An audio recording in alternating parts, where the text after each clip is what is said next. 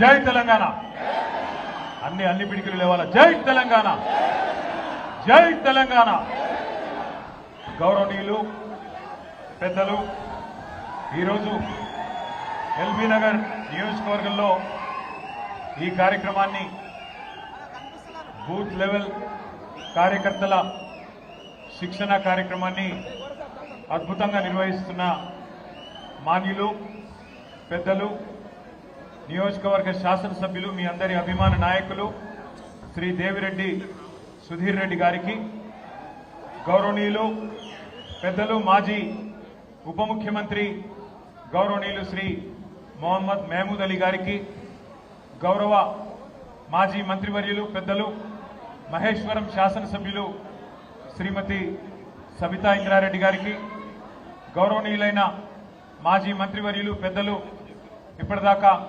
స్ఫూర్తిదాయకంగా ప్రసంగించిన తలసాని శ్రీనివాస్ యాదవ్ గారు, గౌరవ శాసన మండలి సభ్యులు పెద్దలు కవి గాయకులు దేశపతి శ్రీనివాస్ గారు, గౌరవ శాసన మండలి సభ్యులు ప్రొఫెసర్ దాసోజు శ్రవణ్ గారు, గౌరవనీయులైన పెద్దలు ఉప్పల్ శాసనసభ్యులు అన్న శ్రీ బండారి లక్ష్మారెడ్డి గారు, గౌరవ మాజీ ఉప ముఖ్యమంత్రి మాన్యులు శ్రీ తాటికొండ రాజయ్య గారు, గౌరవనీయులైన ఫుడ్ కమిషన్ చైర్మన్ శ్రీ గోలి శ్రీనివాసరెడ్డి గారు, అట్లాగే వేదికపై ఆసీనులైన సోదరులు తలసాని సాయి కిరణ్ యాదవ్ గారు, ఇంకా మిత్రులు ఎవరెవరి పేర్లైతే నేను చెప్పలేదో వారందరికీ, ముఖ్యంగా మా గజ్జల నాగేష్ గారు, మా రాగిడి లక్ష్మారెడ్డి గారికి, అట్లాగే వేదికపై ఆసీనులైన 11 డివిజన్ పార్టీ అధ్యక్షులకి, అట్లాగే మాజీ కార్పొరేటర్లందరికీ పేరు పేరున ఇటువైపున కూర్చున్న మాజీ కార్పొరేటర్లకి, డివిజన్ అనుబంధ సంఘాల అధ్యక్షులు, అట్లాగే 578 బూత్ల నుండి విచ్చేసిన బూత్ లెవెల్ ఏజెంట్స్ అందరికీ నా హృదయపూర్వకమైన నమస్కారం. మీ అందరికీ హృదయపూర్వకంగా ఈ కార్యక్రమానికి స్వాగతం. ఇవాళ ఎల్బీ నగర్ నియోజకవర్గానికి వస్తూ ఉంటే నాకు నిజంగానే ఏదో ఒక బ్రహ్మాండమైన 1,00,00,000 మందితో బహిరంగ సభ పెడితే ఎట్లాంటి వాతావరణం నిర్మాణం జరుగుతుందో ఆ స్థాయిలో ఎక్కడికక్కడ నియోజకవర్గాన్ని గులాబీమయం చేసి బ్రహ్మాండమైన మరి ఈ కార్యక్రమానికి బ్రహ్మాండమైన ప్రచారం కల్పించిన మా కార్యకర్తలు సోదరులు సోదరీమణులందరికీ మరొకసారి నా అభినందనలు. అసలు సరిగ్గా ఇదే రోజు ఈ రోజుకు ఒక ప్రాముఖ్యత ఉన్నది. సుధీర్ రెడ్డి గారు మే 17, 2026 రోజు ఈ కార్యక్రమాన్ని నిర్వహించడానికి ఒక ప్రత్యేకత ఉంది. సరిగ్గా ఇదే రోజు 25 సంవత్సరాల కిందట కేసీఆర్ గారు పార్టీ పెట్టిన తర్వాత ఏప్రిల్ 27, 2001 నాడు మన నాయకుడు కేసీఆర్ గారి ఆధ్వర్యంలో మొట్టమొదటి బహిరంగ సభ జరిగిన రోజు, సింహగర్జన జరిగిన రోజు మే 17, 2001. సరిగ్గా అదే రోజు మళ్ళీ ఈ రోజు ఎల్బీ నగర్ లో ఈ శిక్షణ కార్యక్రమాన్ని వేలాది మంది మా సోదరులు సోదరీమణుల మధ్య నిర్వహించుకోవడం చాలా సంతోషం. ఆ రోజుల్లో ఒక్కసారి మీకు అర్థం కావడానికి చెప్తా ఉన్నాం. కేసీఆర్ గారు పార్టీ పెట్టిన తొలినాళ్లలో ఏప్రిల్ 27, 2001లో పరిస్థితి ఎట్లా ఉండే అంటే ఒక్కసారి మీకు గుర్తు చేసుకోవడానికి. ఇవాళ చాలా మంది చాలా మాట్లాడుతూ ఉన్నారు. తెలంగాణ రాష్ట్రం వచ్చిన తర్వాత ఈ రాష్ట్రంలో పదవుల్లో కూర్చున్న తర్వాత చాలా మంది చాలా మాట్లాడుతూ ఉన్నారు. కానీ ఆ రోజు 2001 ఏప్రిల్ 27 నాడు పరిస్థితి ఏంటి అంటే కేసీఆర్ గారు తెలంగాణ రాష్ట్రం కోసం సంకల్పం చేసి ప్రయాణం మొదలుపెట్టిన రోజు. అదేదో సినిమా పాట ఉంటుంది, గాలి వానలో వాన నీటిలో పడవ ప్రయాణం, గమ్యమెక్కడో తీరమెక్కదో తెలియదు పాపం అని ఒక సినిమా పాట. ఈ తరం పిల్లలకు తెలియకపోవచ్చు కానీ మా తరం వాళ్ళందరికీ తెలుసు. అట్లాంటి పరిస్థితుల్లో ఒక తుఫాన్లో చిరుదీపాన్ని వెలిగించినట్టు పెద్దలు కేసీఆర్ గారు ఆనాడు ఒక్కడుగా బయలుదేరి తెలంగాణ జాతిని ఒకటి చేయడానికి డాక్టర్ బాబాసాహెబ్ అంబేద్కర్ గారు ఏ సూత్రాన్నైతే చెప్పారో, బోధించు, సమీకరించు, పోరాడు అనే మాట ఏదైతే చెప్పారో, లక్షల సంఖ్యలో ప్రజల్ని సమీకరిస్తూ తెలంగాణ రాష్ట్ర ఏర్పాటు ఎందుకు జరగాలనో వారికి బోధిస్తూ ఎక్కడ ఏ సమస్య వచ్చినా అడుగడుగున తెలంగాణ ప్రజలకు ఒక రక్షణ కవచంలాగా నిలిచి పోరాడుతూ ఆ బాబాసాహెబ్ చూపిన బాటలో ఆ బాబాసాహెబ్ రాసిన రాజ్యాంగం ఆధారంగానే తెలంగాణ సాధించాలనే లక్ష్యంతో ఆ రోజు ప్రయాణం మొదలైంది. కేసీఆర్ గారు ప్రయాణం మొదలుపెట్టిన రోజు ఏమున్నదన్నాడు? కేసీఆర్ గారేమి ఒక సినిమా నటుడు కాదు. మొన్ననే తమిళనాడులో మీరు చూసినారు, విజయ్ గారు పార్టీ పెట్టిన 26 నెలల్లోనే ముఖ్యమంత్రి అయినాడు. ఎందుకంటే ఆయన సినిమా యాక్టరు, సినిమా గ్లామర్ ఉంటుంది, ఫ్యాన్ క్లబ్స్ ఉంటాయి. మరి కేసీఆర్ గారేమి ఎన్టీఆర్ గారి మాదిరిగానో విజయ్ గారి మాదిరిగానో సినిమా యాక్టర్ కాదు. పోనీ మనకు సపోర్ట్ చేసే మీడియా ఉన్నదా అంటే ఎవ్వరూ లేరు. ఉన్న కొద్ది మీడియా మనకు వ్యతిరేకం. అట్లాగే మనీ పవర్ లేదు, మీడియా పవర్ లేదు, మజిల్ పవర్ లేదు, కులబలం లేదు, ధనబలం లేదు, ఏదీ లేదు. కేవలం ఉన్నదల్లా ఒకటే ఒక్కటి, సంకల్ప బలంతో తెలంగాణ ప్రజల్ని ఖచ్చితంగా ఒక రాజకీయ శక్తిగా నేను మలుస్తాను, తప్పకుండా అందరినీ ఒకటి చేస్తాను అనే ఒక మొండి ధైర్యంతో ఆ రోజు కేసీఆర్ గారు బయలుదేరినారు. బయలుదేరి ఒక్కొక్క అడుగు వేస్తూ పెద్దలు ప్రొఫెసర్ జయశంకర్ గారు మాటల్లో చెప్పాలి అంటే భావజాల వ్యాప్తి చేస్తూ ఏ రకంగా తెలంగాణ సాధించాలి, ఏ రకంగా మనందరం ఒకటిగా నడవాలి అని 14 ఏళ్ల పాటు నిరంతరం కష్టపడి ఉప ఎన్నికలు వివిధ ఆందోళనలు ఇవన్నీ చేసి చివరికి చావు నోట్లో తలబెట్టి కేసీఆర్ సచ్చుడో తెలంగాణ వచ్చుడో ఏదో ఒకటి తేలాలని చెప్పి 2009 నవంబర్ 29 నాడు నిరాహార దీక్ష కూర్చున్న విషయం కూడా మీకు తెలుసు. ఇప్పటిదాకా దేశపతి శ్రీనివాస్ గారు చాలా విషయాలు చెప్పి ఉంటారని చెప్పి నేను అనుకుంటా ఉన్నాను. నేను వాటి జోలికి పోను. కానీ తర్వాత తెలంగాణ వచ్చింది, కేసీఆర్ గారి పోరాటం, విద్యార్థుల బలిదానం, తెలంగాణలోని సకల జనులు కదిలిన పద్ధతి, ఇదే ఎల్బీ నగర్ చౌరస్తాలో సోదరుడు శ్రీకాంతాచారి గారు ఆనాడు చేసుకున్న ఆత్మ బలిదానం, ఇవన్నిటి ఫలితంగా అల్టిమేట్ గా తెలంగాణ రాష్ట్రం వచ్చింది మీకు తెలుసు.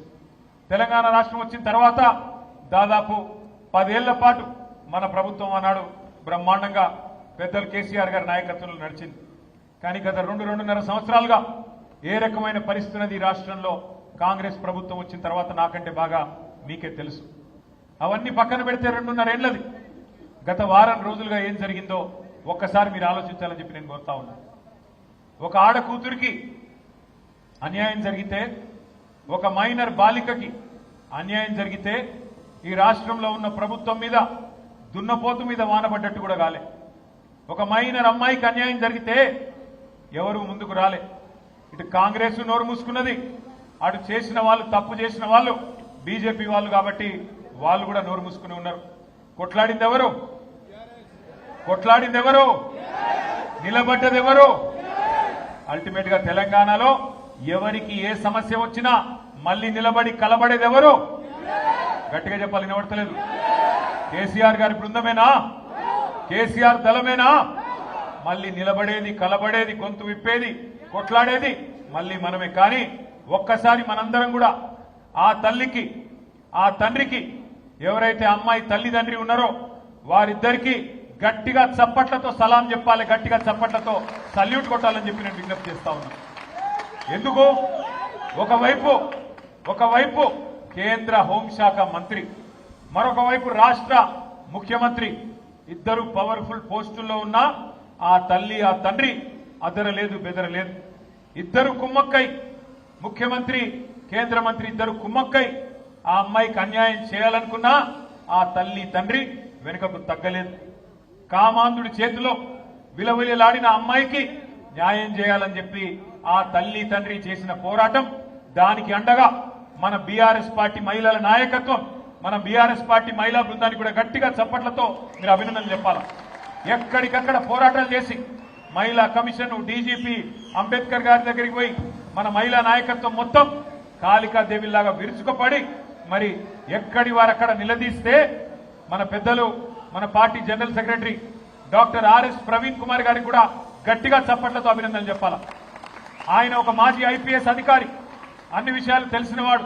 అందుకే గట్టిగా పోరాటం చేస్తే ఆ అమ్మాయి తరపున మన బీఆర్ఎస్ శ్రేణులు కానీ, మహిళా నాయకులు కానీ, విద్యార్థి సంఘాలు కానీ, సోషల్ మీడియా వారియర్స్ కానీ ఈ పోరాటంతో చివరికి నిన్న మరి ఆయన లొంగిపోయిండో, అరెస్ట్ అయిండో, ఆ డ్రామా నడుస్తున్నది. కానీ మొత్తానికి ఇవాళ ఆ అమ్మాయికి కొంత న్యాయం జరిగే పరిస్థితి వచ్చింది.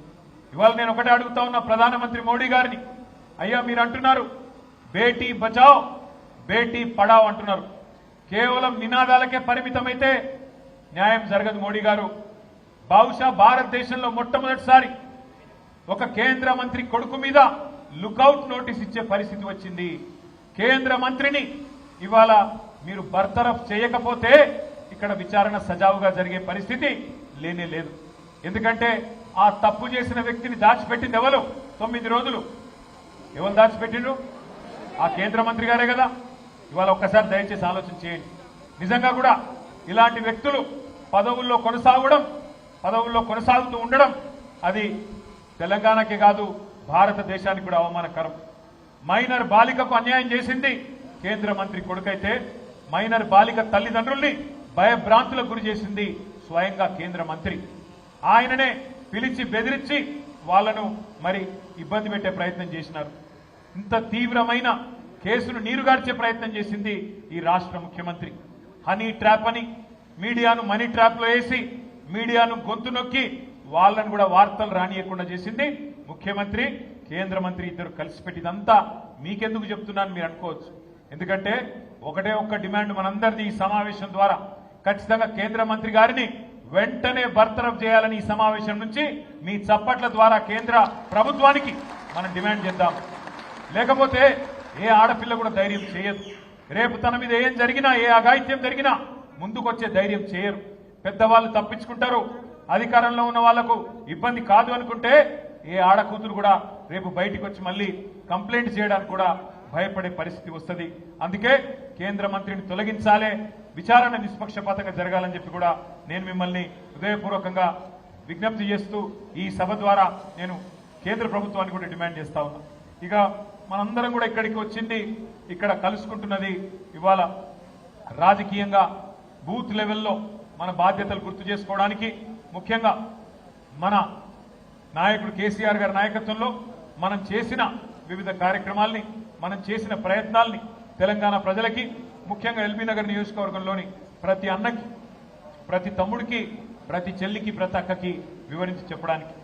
మీరందరూ కూడా నిజానికి ఇక్కడ కూర్చున్న మా సోదరులందరూ, నేను సుధీర్ రెడ్డి గారిని అడిగినాను, అన్నా మరి మీరు పొద్దున్న నుంచి సాయంత్రం దాకా శిక్షణ కార్యక్రమం అంటున్నారు, హైదరాబాద్లో జనరల్గా మరి అంతసేపు ఎవరు ఉండరు, హైదరాబాద్లో మన నాయకులు కానీ కార్యకర్తలు కానీ ఒక గంట సేపు మీటింగ్ వస్తేనే ఎక్కువ అంటే సుధీర్ రెడ్డి గారు నాతో ఒక మాట అన్నారు, అన్న మా ఎల్బీ నగర్ కార్యకర్తలంటే, మా నాయకులంటే క్రమశిక్షణ కలిగిన వాళ్ళు, మీరే రండి మీరే చూడండి ఎంత ఆర్గనైజ్డ్ గా ఎంత పద్ధతిగా మేము ఉంటామో మీరే చూడండి అన్నారు.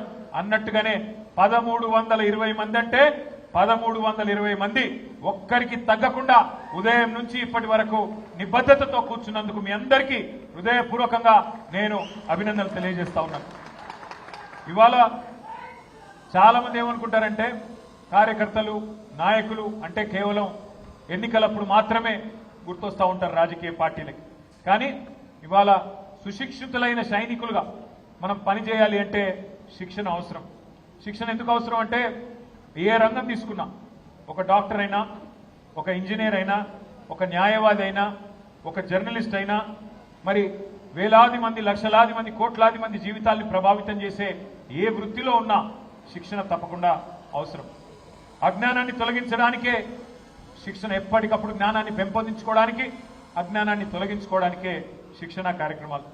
పార్టీ సిద్ధాంతం ఏంది, మనం అమలు చేసిన కార్యక్రమాలు ఏంది, ఏ రకంగా వాటిని ప్రజల్లోకి తీసుకొని పోవాలి, ఏ రకంగా కలిసికట్టుగా మనం నడవాలి, ఇవన్నిటినీ చేసుకోవడానికే శిక్షణ కార్యక్రమాలు. మీరు ఆత్మవిశ్వాసంతో కనుక ఉంటే, మీ దగ్గర పూర్తి సమాచారం ఉంటే, ఉదాహరణకి మీ ఎల్బీ నగర్ నియోజకవర్గం ఉంది, పెద్దలు సుధీర్ రెడ్డి గారి నాయకత్వంలో ఎల్బీ నగర్ జంక్షన్ ఇదివరకు ఎట్లుండే, ఇవాళ ఎట్లున్నది మీ కళ్ళకు నా కళ్ళకు కనబడుతూనే ఉన్నది. ఎన్ని ఫ్లైఓవర్లు కట్టినాం, ఎన్ని అండర్ పాస్లు కట్టినాం, ఎన్ని రకాల మరి అండర్ పాస్లతో పాటు ఎస్ఆర్డీపీలో ఎన్ని కార్యక్రమాలు చేసినామో మీ కళ్ళ ముందు ఉంది. కానీ చాలా మంది మిత్రులకు ఇక్కడ కూర్చున్న వాళ్ళకి అందులో ఎంత ఖర్చు పెట్టినాము, ఎంత ఎఫర్ట్ పెట్టినారు సుధీర్ రెడ్డి గారు కానీ మన అధికారులు కానీ తెలియకపోవచ్చు. ఆ వివరాలన్నీ మనకు తెలిసి ఉంటే, ఆ సమాచారం మన దగ్గర ఉంటే, అవతల వాళ్ళు మాట్లాడినప్పుడు సమాచార సహితంగా వారిని తిప్పికొట్టేదానికి ఆస్కారం ఉంటుంది.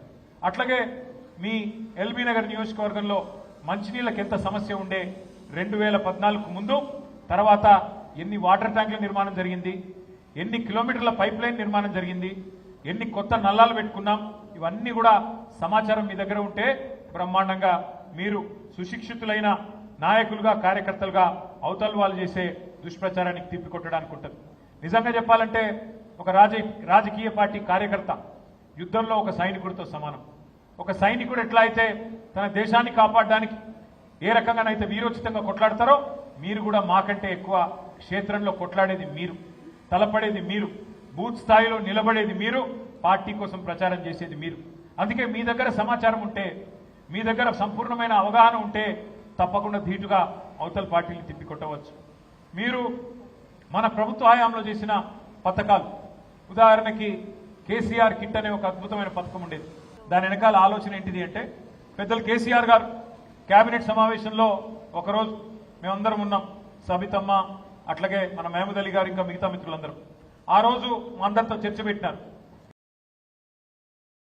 ఏ పేదింటి అమ్మాయి గర్భవతి అయితే, ఆ పేదింటి అమ్మాయి గర్భం దాలిస్తే, కడుపులో బిడ్డబడితే ఎప్పటిదాకా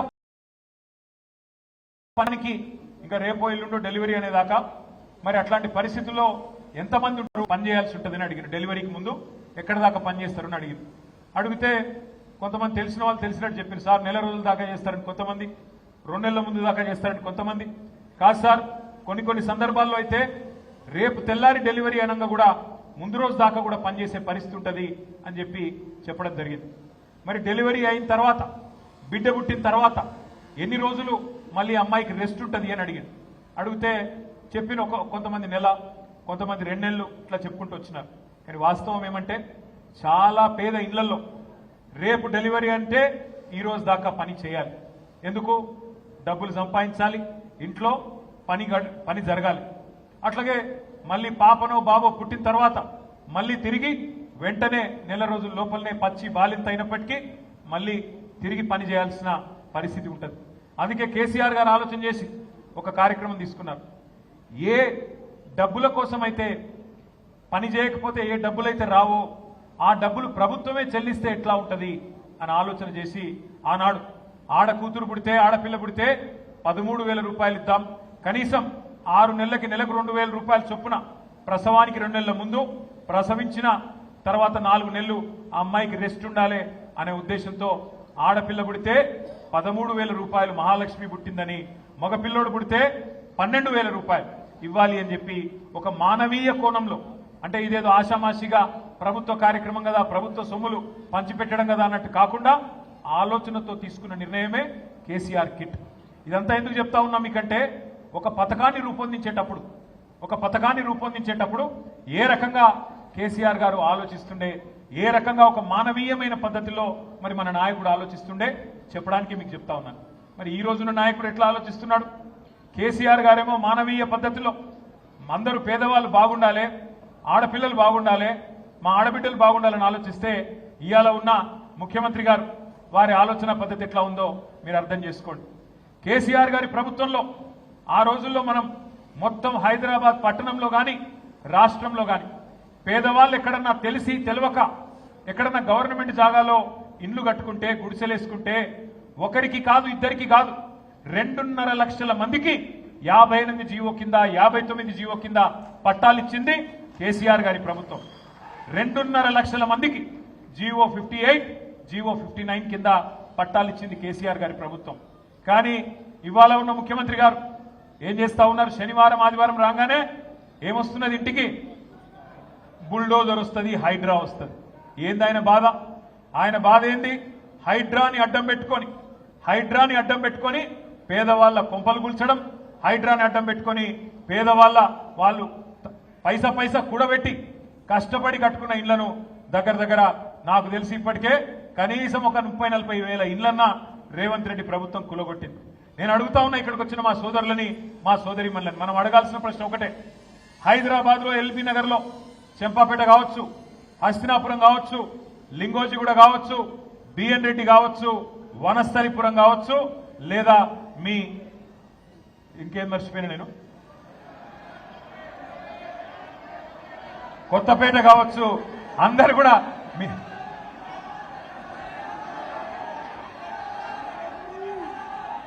అందరూ మీరు అడగవలసింది ఒకటే. హస్తినాపురం చెప్పిన, మన్సూరాబాద్ మీరు అడగవలసింది గడ్డి అన్నారం మీరు అడగవలసింది ఒకటే. కాదు ఒక్క నిమిషం కూల్గుండండి నాగోల్ కూల్ ఆగు. కొత్తపేట అడిగినారు అయ్యా, ఒక్క నిమిషం. మీరు అడగవలసింది ఒకటే కాంగ్రెస్ నాయకులను, కాంగ్రెస్ కార్యకర్తలను, కాంగ్రెస్ ప్రభుత్వాన్ని మనం అడగవలసింది ఒకటే. అయ్యా, మీ ప్రభుత్వం వచ్చిన తర్వాత 30-40 వేల ఇండ్లు హైదరాబాద్ లో మీరు కూలగొట్టినరు. కనీసం కొత్త ఇండ్లు 30-40 కట్టినరా? 30-40 వేల కాదు, 30-40 ఇండ్లు కట్టినరా? ఎన్ని ఇండ్లు కూలగొట్టినావు చెప్పు, లెక్క చెప్పు అని అడగాలి. ఒక మహిళ బుచ్చమ్మ గారు కుకట్పల్లిలో ఆమె ఇంటికి పోయి హైదరాబాద్ నోటీస్ వేస్తే ఎక్కడ హైదరాబాద్ వచ్చినా ఇల్లు కూలగొడుతుందో అని చెప్పి ఆయన వాళ్ళ బిడ్డ ఇంట్లోనే ఉరిపోసుకొని చచ్చిపోయింది. ఇట్లా ఎంతమంది సావులకు కారణమైంది నీ ప్రభుత్వం, ఎన్ని కొంపలు కూలగొట్టింది నీ ప్రభుత్వం అని కాంగ్రెస్ కార్యకర్తలను గల్లీలలో నిలదీయవలసిన బాధ్యత మన మీదే ఉన్నది. మా కేసీఆర్ గారు ఉన్నప్పుడు 2.5 లక్షల మందికి పట్టాలు ఇచ్చిండు. జీవో నంబర్ 58 కింద 59 కింద 1 లక్ష డబుల్ బెడ్రూమ్ ఇల్లు హైదరాబాద్ లో కట్టిండు. మరి మీకేం రోగం పుట్టింది? మీరెందుకు ఇస్తలేరు? ఇంకా బాగా చేస్తామని మీరు చెప్పినారు, ఎందుకు చేస్తలేరు అనే మాట మనం అడగవలసిన బాధ్యత మన మీదనే ఉన్నది. ఈ శిక్షణ అంటే ఈ సబ్జెక్టుల వారీగా ఇండ్లు కావచ్చు, మానవీయ స్కీమ్లు కావచ్చు, ఇంకా డెవలప్మెంట్ వర్క్స్ కావచ్చు, వీటన్నిటి విషయంలో మీకు ఒక్కొక్క సబ్జెక్ట్ అంటే ఎల్బీ నగర్ లో ఏ డివిజన్ కు మనం ఏం చేసినాం, ఏ డివిజన్ లో మనం ఏ రకమైన అభివృద్ధి కార్యక్రమాలు తీసుకున్నాం, ఏ డివిజన్ లో మనం ఏ రకమైన మరి సంక్షేమ కార్యక్రమాలు చేసినాం, ఇవన్నీ కూడా వివరంగా చెప్పడానికే మీకు ఈ శిక్షణ కార్యక్రమాలు. నాకు సుధీర్ రెడ్డి గారు చెప్పారు, అన్నా నేను మొత్తం బుక్లెట్లు కూడా ముద్రిస్తా ఉన్నాను. ఎల్బీ నగర్ లో ఎక్కడ ఏం జరిగింది మన ప్రభుత్వంలో, ఎస్ఎన్డిపి ఏం చేసినాం, ఎస్ఆర్డిపి ఏం చేసినాం, బస్తీ దవాఖానాలు ఏం చేసినాం, ఇవన్నీ కూడా నేను మీకు మా కార్యకర్తలకు నేను అందజేస్తానని చెప్పి వారు చెప్పడం జరిగింది. నిన్నగాక మొన్న శ్రీనివాస్ యాదవ్ గారు, నేను ఇంకా మా మిత్రులు కొంతమంది శ్రవణ్ గారు అందరం కలిసి పెద్దలు కేసీఆర్ గారు కరోనా వచ్చిన తర్వాత ప్రజల ఆరోగ్యాన్ని దృష్టిలో పెట్టుకొని, ప్రజల అవసరాలను దృష్టిలో పెట్టుకొని కేసీఆర్ గారు ఒక బృహత్తరమైన నిర్ణయం తీసుకున్నారు.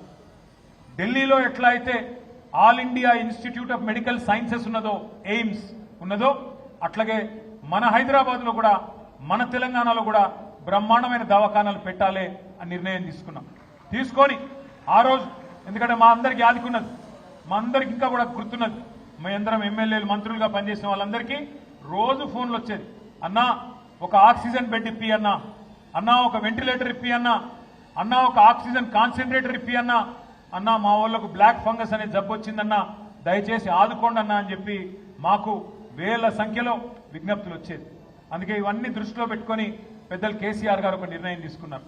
మొత్తం హైదరాబాద్ లో కాదు, తెలంగాణ వ్యాప్తంగా వైద్య సేవలు విస్తృతం చేయాలి, బ్రహ్మాండమైన మరి వైద్య సదుపాయాలు అందించాలన్న ఉద్దేశంతో హైదరాబాద్ కు 4 దిక్కుల 4 TIMS hospital Telangana institute of medical sciences పేరిట ఏర్పాటు చేస్తే, అందులో మీ సౌత్ హైదరాబాద్ లో ఎక్కడ ఉన్నది టిమ్స్? ఎక్కడ? మీ ఎల్బీ నగర్ నియోజకవర్గంలో ఏర్పాటు చేసింది ఎవరు? ఎల్బీ నగర్ నియోజకవర్గంలో ఏర్పాటు చేసింది ఎవరు? వినబడతలేదు. కేసీఆర్ గారేనా? మనం ఈ విషయం మనం చెప్పాలి ప్రజలకు కానీ, కాంగ్రెస్ పార్టీ కార్యకర్తలకు కానీ. ఎందుకు అంటే ఏమడగాల కాంగ్రెస్ ని మనం, బీజేపీని? స్వాతంత్రం వచ్చిన నాటి నుంచి 2014 తెలంగాణ రాష్ట్రం వచ్చేదాకా హైదరాబాద్ లో ఉన్న ఈ 3 దవాఖానాలు, ఒకటి గాంధీ, రెండోది ఉస్మానియా, మూడోది నిమ్స్, అంతేనా? గమ్మత్ అనే విషయం తెలుసా మీకు? గాంధీ, ఉస్మానియా, నిమ్స్ ఈ 3 కట్టింది ఎవరు? నిజాం కట్టిండు.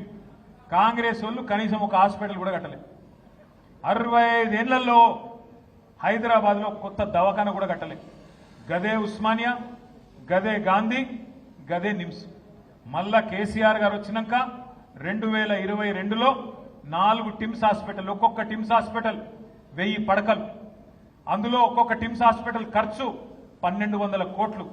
ఒక్కొక్క టిమ్స్ హాస్పిటల్లో 1000 పడకలుంటే 300 పడకల ఐసీయూ, డయాలసిస్, కార్డియాలజీ, ఒక్కొక్క హాస్పిటల్లో దగ్గర దగ్గర 250 మంది డాక్టర్లు మీకోసం పనిచేసే విధంగా మీ గడ్డి అన్నారంలో మీ ఎల్బీ నగర్లో టీమ్స్ ఏర్పాటు చేసిన నాయకుడు సుధీర్ రెడ్డి గారు, కేసీఆర్ గారు అనే మాట నేను మీకు గుర్తు చేస్తా ఉన్నాను. ఇవన్నీ మనమే తెలుసుకోకపోతే, మనమే చెప్పకపోతే ఇంకెవరు చెప్తారు? గడ్డి అన్నారంలో పండ్ల మార్కెట్ ఉండే, పూల మార్కెట్, పండ్ల మార్కెట్ ఉండే, దాన్ని అక్కడి నుంచి షిఫ్ట్ చేసి బ్రహ్మాండంగా అక్కడ వేరే చోటికి పంపించి ఈ స్థలమంతా తీసుకొని మీ ఎమ్మెల్యే గారు ప్లాన్ చేసిండు. పాపం ఏం చేసిండు? హాస్పిటల్కు అని కేసీఆర్ గారు చెప్తే ఎమ్మెల్యే గారు అడిగిండు, అన్న మాకు ఇంకొక 5 ఎకరాలు ఇవ్వాలి, ఇచ్చి అక్కడనే పోలీస్ స్టేషన్ కావాలి, ఇంకా ఇతర ఆఫీసులు కూడా కావాలి అని చెప్పి ఒక 5-6 ఎకరాలు కేటాయింపజేసుకున్నారు. కానీ ఈ ప్రభుత్వం వచ్చినాక ఇవాళ దాన్ని కూడా తరలించే ప్రయత్నం చేస్తూ ఉన్నది. ఇట్లాంటి విషయాలు ఏ రకంగా మనం బస్తీ దవాఖానాలు పెట్టినాం, ఏ రకంగా మనం మరి టిమ్స్ లాంటి ఆసుపత్రులు పెట్టినాం, ఏ రకంగా ప్రజలకి మంచి చేసే ప్రయత్నం చేసినాం, ఇవన్నీ శిక్షణా కార్యక్రమాల ద్వారా మీకు సంపూర్ణమైన సమాచారాన్ని మీకు అందజేస్తాం. నేను మీ అందరికీ మాటిస్తా ఉన్నా, మళ్ళీ వచ్చే ప్రభుత్వం ఖచ్చితంగా మనదే. 2028లో మళ్ళీ ప్రభుత్వం మనది వస్తుంది.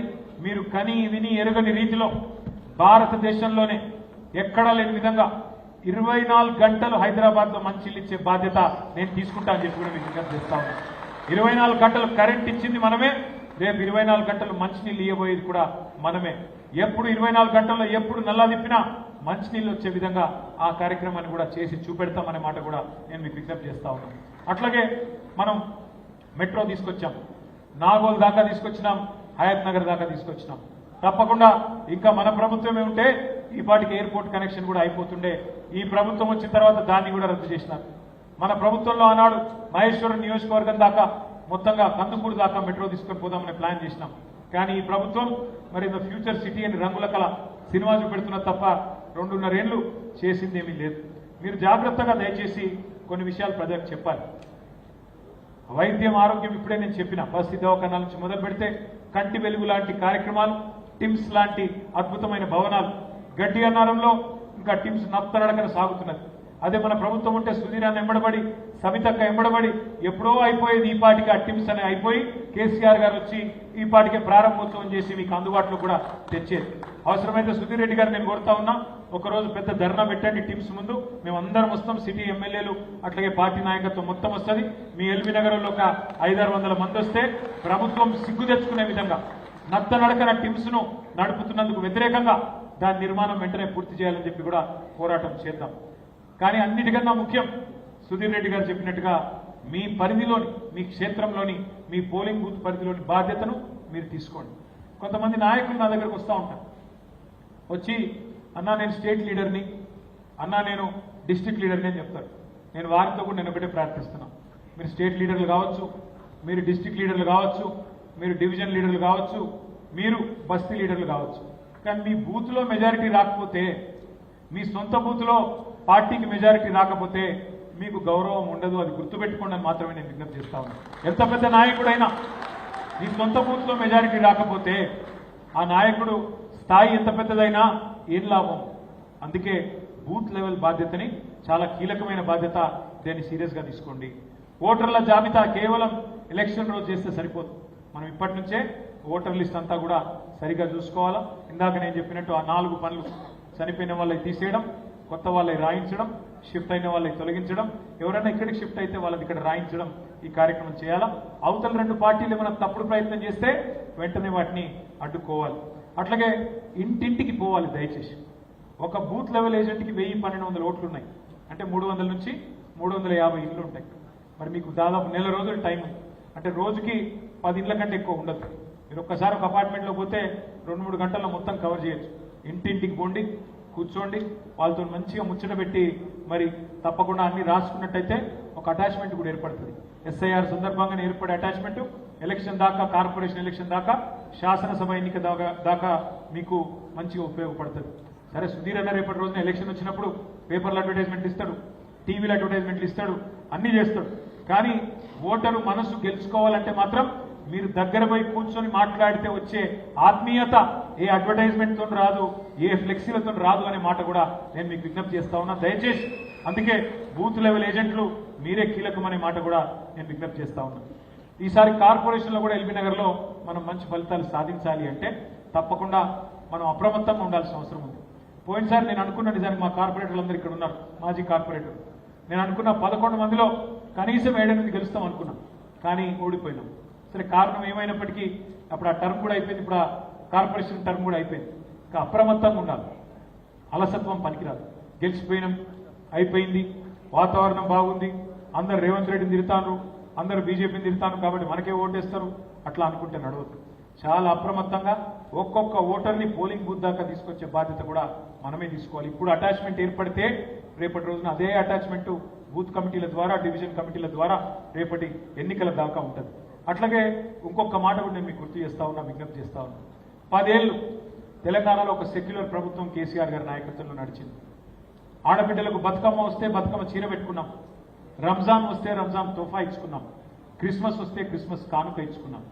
ఎన్నడూ మతం పేరిట విభజించే ప్రయత్నం చేయలేదు, కులం పేరిట చిల్లర రాజకీయం చేయలేదు. పేదవాడిని పేదవాడిగా చూసుకున్నాం, మన తమ్ముడు మన అన్న అనుకున్నాం.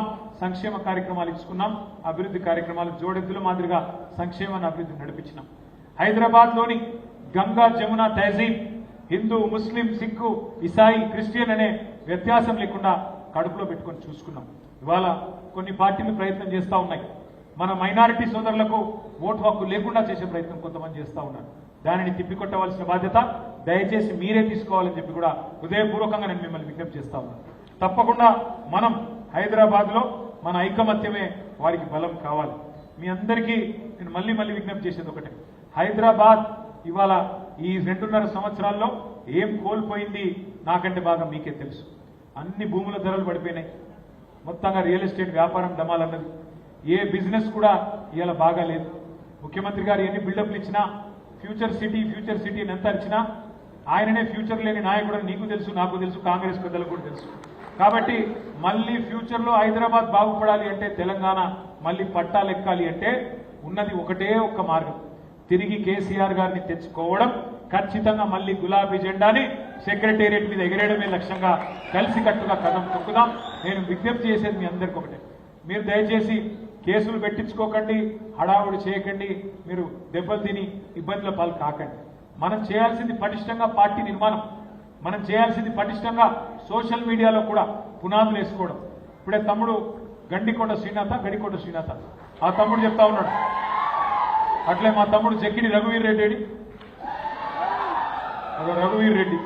ఇద్దరు అక్కడ నా పక్కన కూర్చున్నారు, అటొకరు ఇటొకరు, ఇద్దరు చూపెడుతున్నారు, అన్న ఇక సోషల్ మీడియాలో నేను ఇది చేస్తున్నా అంటే నేను సోషల్ మీడియాలో అది చేస్తున్నా. నేను మీ ఇద్దరిని కాదు, ఇక్కడ ఉన్న ప్రతి ఒక్కరిని కోరుతా ఉన్నాను. ఇవాళ హైదరాబాద్ లాంటి పట్టణంలో, హైదరాబాద్ లాంటి మహానగరంలో ఒక్కొక్కరిని కలవాలంటే కష్టం. అందుకే సోషల్ మీడియా అనేది చాలా పవర్ఫుల్ టూల్. ప్రతి ఒక్కరూ సోషల్ మీడియాలో లేకపోతే తప్పకుండా చేరండి. మన సుధీర్ రెడ్డి గారిని కూడా నేను కోరుతా ఉన్నా, డివిజన్ల వారీగా సోషల్ మీడియా కమిటీలు కూడా వేయండి. వేసినట్టయితే మన పిల్లలు కూడా యాక్టివ్గా పనిచేసేదానికి ఆస్కారం ఉంటుంది. గొప్ప ఉదాహరణ సోషల్ మీడియా పవర్ ఏంది అని తను గొప్ప ఉదాహరణ ఏంది, నిన్న మొన్న మొత్తం మెయిన్ మీడియా అంతా కళ్ళు మూసుకున్నది ఒక చిన్న పిల్లకి అన్యాయం జరిగితే. కానీ సోషల్ మీడియాలో ఉండే చెల్లెళ్ళు తమ్ముళ్ళు మీరు విరుచుకపడితే ఇలా 2 ప్రభుత్వాలకు దిగి రాక తప్పలేదు. చచ్చినట్టు దిగొచ్చిండు. 9 రోజులు దాచిపెట్టిన కూడా నిన్న తీసుకొచ్చి రాత్రి లొంగిపోయే విధంగా చేసింది మీ సోషల్ మీడియాలో ఉండే పవర్. మెయిన్ స్ట్రీమ్ మీడియా కన్ను మూసుకున్నా ఇలా సోషల్ మీడియా పవర్ అట్లాంటిది. కాబట్టి సోషల్ మీడియా కమిటీలు కూడా వేసుకుందాం. చక్కగా సోషల్ మీడియాలో ఇక్కడ లేని వాళ్ళు ఎవరైనా బూత్ లెవెల్ ఏజెంట్లు ఉంటే మీరు కూడా చేరండి. మీరు కూడా బ్రహ్మాండంగా సోషల్ మీడియా ద్వారా మన పార్టీ యొక్క కార్యకలాపాలను కూడా ప్రచారం చేయాలని కోరుతూ, మరి నిజంగా కూడా నాకు చాలా చాలా సంతోషంగా ఉంది. 2 గంటలు ఇక్కడే ఉంటాం, మిమ్మల్ని అందరినీ కలిసినాకనే పోతా. జై తెలంగాణ, జై కేసీఆర్, జై తెలంగాణ.